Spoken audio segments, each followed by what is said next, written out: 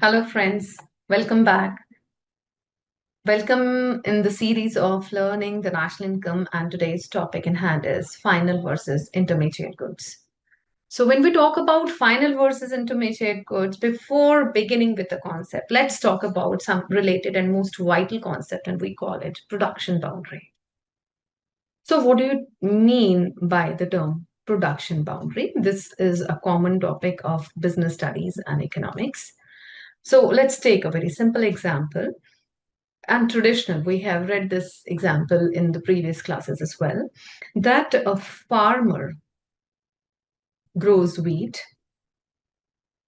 sells it to a miller. Miller converts the wheat into flour, and he sells the same to a baker. Baker makes the biscuits out of this wheat flour. And now these biscuits go to, I'm sorry for this, uh, these biscuits go to the consumer. In this chain of production, throughout all the stages, we are talking about the production of one thing, and that is biscuits. So, biscuits are the final product. Till the biscuits reach the consumer. So, this phase, this is the production boundary. The things are within the production boundary where some or the other value addition is happening. Farmer has made the wheat, then wheat is converted into flour, then to biscuit. So, and there are different production houses as well. Farmer is a producer, miller is a producer, baker is a producer. So the things are moving from one producer to another. There is some value addition happening from one to other. But once the biscuits are made and these are sold to consumer, so what would he be doing? He would not do any sort of, no value addition will happen. It's only for the consumption. Right. So, so when the things are in process till this point, right? Till it reaches the consumer, these are within the production boundary, and outside, these are out of the production boundary. And to make it very clear to you, till the things are within this production boundary, they are intermediate goods. Right. And when the things are there outside this production boundary, this becomes a final good. Right. And is the final good only for consumption? No, it can be a machine made through this chain. So the final good can be for consumption as well as for investment. So with this basic understanding, let's begin the topic final versus intermediate goods. And here we go with the detail.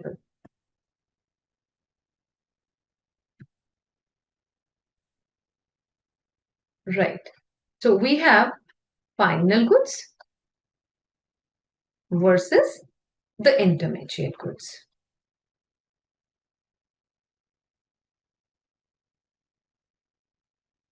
And this becomes the basis of differentiation.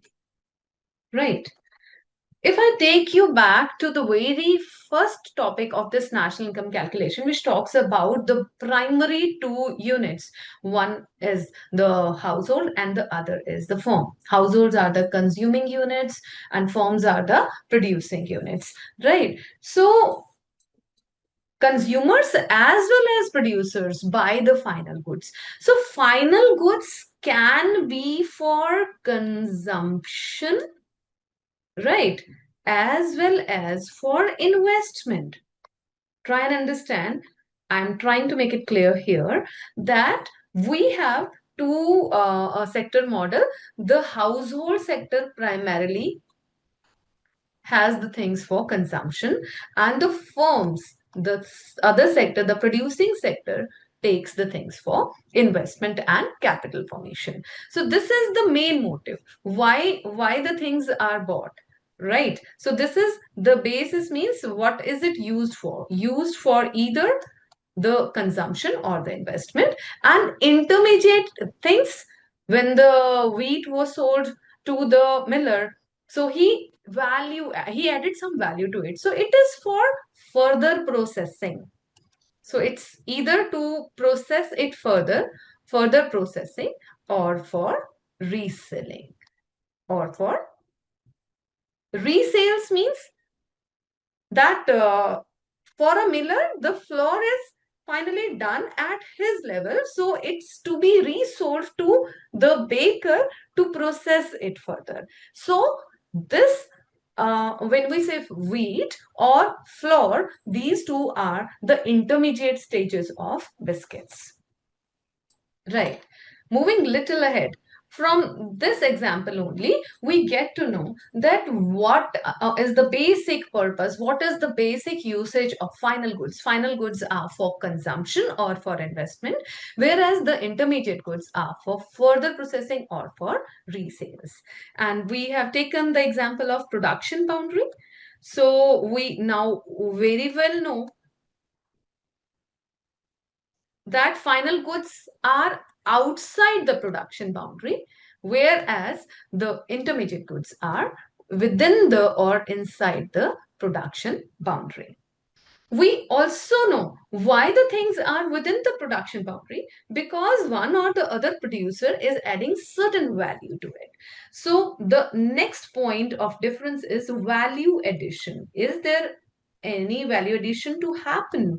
Yes, final goods are fully done, so no value addition here for the final goods. But when we talk about intermediate goods, yes, the value addition happens when till the things are within processes progress, right?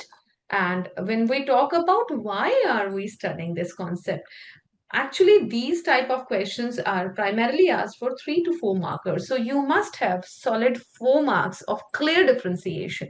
So why? Why are we studying this concept? The importance of this concept is that we must know clearly whether it is a final good or intermediate goods, because final goods are a part of national income, whereas the intermediate goods are not a part of national income. Right. And when you talk about some example, in the above example, you can just quote the same example in very short notation. Here in this example, we have the wheat as well as the wheat flour. Right. Oh my God, I'm writing it opposite otherwise, right? So we are in the column of final goods, right? So the biscuits are the final goods here. And when we talk about intermediate goods, we have wheat as well as the wheat flour. Right. There are certain things which are very much important to understand this concept. That is it always that one good is always intermediate or final? No. The usage is the prime important thing which helps us know whether the good is intermediate or final. So what decides that whether a good is final or intermediate? It is its usage. For example, a simple example of milk. If milk is purchased by a household, so this becomes a final good because this is final consumption. But when the same milk, the commodity is the same, is taken up by some restaurant or some hotel, right? So what is it? It is for selling it further. It's to be used in the process of making tea, coffee, or some other dishes, right? So this is an intermediate. It's an intermediate good.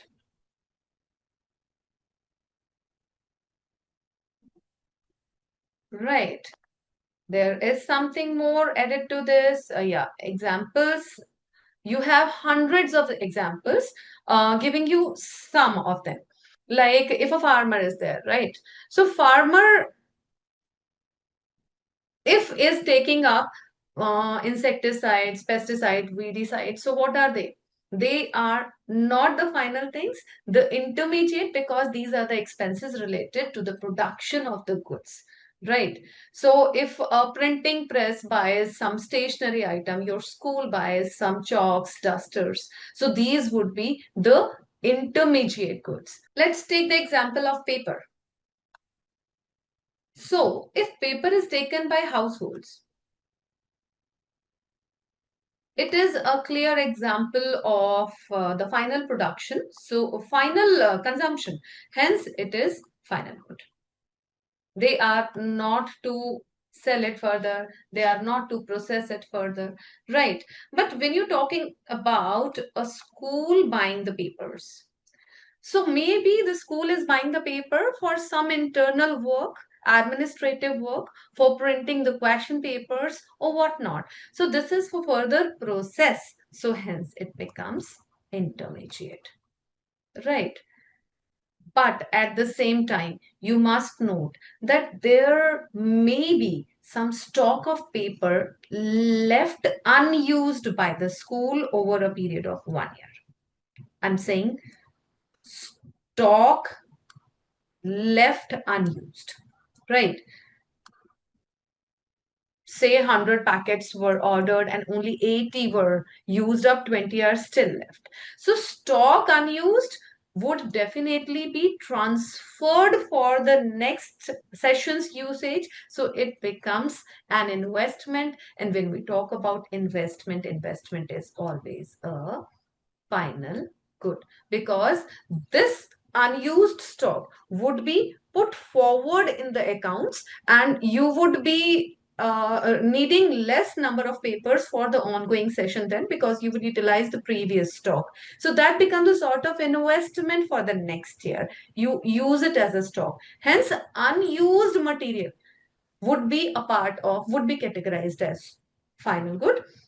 But the things which get consumed up, that would be intermediate, right? There are certain aspects you must note about the intermediate goods. So intermediate goods, the very first thing is they are either for further process, we have to process it further, so further processing has to happen, or they have to be used for reselling. There is a term called derived demand. What do we mean by this? Derived demand. For example, TV. TV has got a component called picture tube. So picture tube has no independent demand. It has got a dependent demand on the sales of TV. So if TV is there at a high position, means it's sold and purchased very often, so the picture tube also would also have the derived demand, that is bigger demand for the same. But if there is, the mother component is not in usage anymore, then that would have no demand at all. Derived means it's based on the mother component. So if the mother component, like compression is a vital part of refrigerators. So if refrigerators are used, compressors would be used because it's used for maintenance work. Sometimes it's to be replaced. But independently, compressor would not be used. So intermediate goods always would have derived demand. They are resold, they are for further processes, and they are used by, resold from one production house to another as well. So one production unit sells it to other production unit,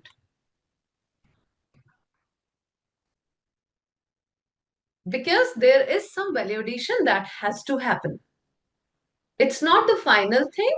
Only when it is finally okay, done for to be consumed by the consumer, then only it becomes a final good. Else, still it is in need of any sort of value addition. It becomes the intermediate good.